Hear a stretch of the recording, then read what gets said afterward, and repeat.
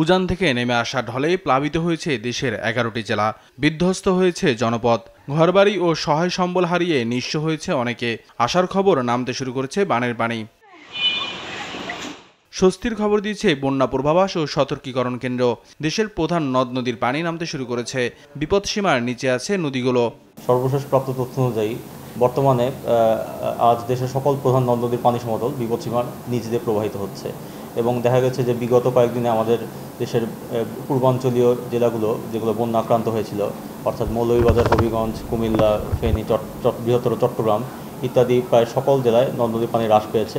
শুধুমাত্র মৌলভীবাজারে মনু নদীর পানি গত 24 ঘন্টায় বৃদ্ধি পেয়ে এখন স্থিতিশীল পর্যায়ে আছে এবং একই সাথে দেশের প্রধান নদ নদী ব্রহ্মপুত্র, যমুনা, সুরমা, কুশিয়ারা, তিস্তা, ধরলা, দুধকুমার, গঙ্গা, পদ্মা ইত্যাদি সকল নদীর পানি বর্তমানে হ্রাস পাচ্ছে। আজ 30 আগস্ট 2024 খ্রিস্টাব্দ সর্বশেষ প্রাপ্ত তথ্য অনুযায়ী বর্তমানে দেশের সকল প্রধান নদ নদীর পানি সমতল বিপদসীমার নিচ দিয়ে প্রবাহিত হচ্ছে এবং বিগত 24 ঘন্টায় প্রায় সকল প্রধান নদ নদীর পানি সমতল হ্রাস পেয়েছে। বিগত 24 ঘন্টায় আমাদের দেশের পূর্বাঞ্চলীয় যে সকল জেলা অর্থাৎ মৌলভীবাজার, হবিগঞ্জ, কুমিল্লা, ফেনী, চট্টগ্রাম ইত্যাদি জেলা বন্যা আক্রান্ত ছিল, সেই সব জেলাতে পানি বর্তমানে বিপদসীমার নিচে, প্রধান নদ নদীর পানি বিপদসীমার নিচে এবং একই সাথে দেখা গেছে সকল নদীর পানি হ্রাস পেয়েছে। শুধুমাত্র মনু নদী মৌলভীবাজার পয়েন্টে গত 24 ঘন্টায় বৃদ্ধি পেয়ে এখন স্থিতিশীল পর্যায়ে আছে এবং বিপদসীমার প্রায় 1.5 মিটার নিচ দিয়ে প্রবাহিত হচ্ছে। দেশের অন্যান্য প্রধান নদ নদী অর্থাৎ ব্রহ্মপুত্র, যমুনা, গঙ্গা, পদ্মা, সুরমা, কুশিয়ারা, তিস্তা, ধরলা, দুধকুমার ইত্যাদি সকল নদীর পানি হ্রাস পাচ্ছে এবং বিপদসীমার নিচ দিয়ে প্রবাহিত হচ্ছে।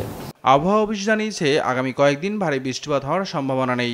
দেখা যাচ্ছে যেহেতু বৃষ্টিপাত আপাতত 3-4 দিন নাই, সেক্ষেত্রে বর্তমান যে বন্যা পরিস্থিতি এটা আরও উন্নতির দিকে যাবে, খারাপ হওয়ার সম্ভাবনা নেই। তবে আপাতত এই সিস্টেম চলে যাওয়ার পর নতুন করে বৃষ্টি যেটা শুরু হবে এটা আরও সময় লাগবে। যেহেতু আপনার সেপ্টেম্বর মাসেও আমরা মেট্রোলজি বিদ্যায় যেটা আমরা বর্ষাকালের ভিতর ধরি এবং সেপ্টেম্বরেও মাঝে মাঝে অনেক সময় ভারী বর্ষণ হয়ে থাকে। তো আপাতত সপ্তাহখানি ওয়েদার মোটামুটি ভালোর দিকেই থাকবে। এটা হচ্ছে কি জলবায়ু পরিবর্তনের ক্ষেত্রে যেটা যে গ্লোবাল যে জলবায়ু পরিবর্তন সেটা ফ্যাক্টর না, আমাদের লোকালাইজ কী ধরনের পরিবর্তন হলো এটা আমাদের দেখতে হবে।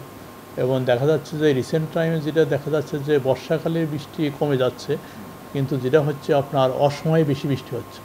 এবং রিসেন্ট টাইমে দেখা যাচ্ছে আমরা যদি গত কয়েক বছর দেখি যে এই যে এক্সট্রিম রেইনফল, অস্বাভাবিক বৃষ্টি, এটা বেড়ে যাচ্ছে।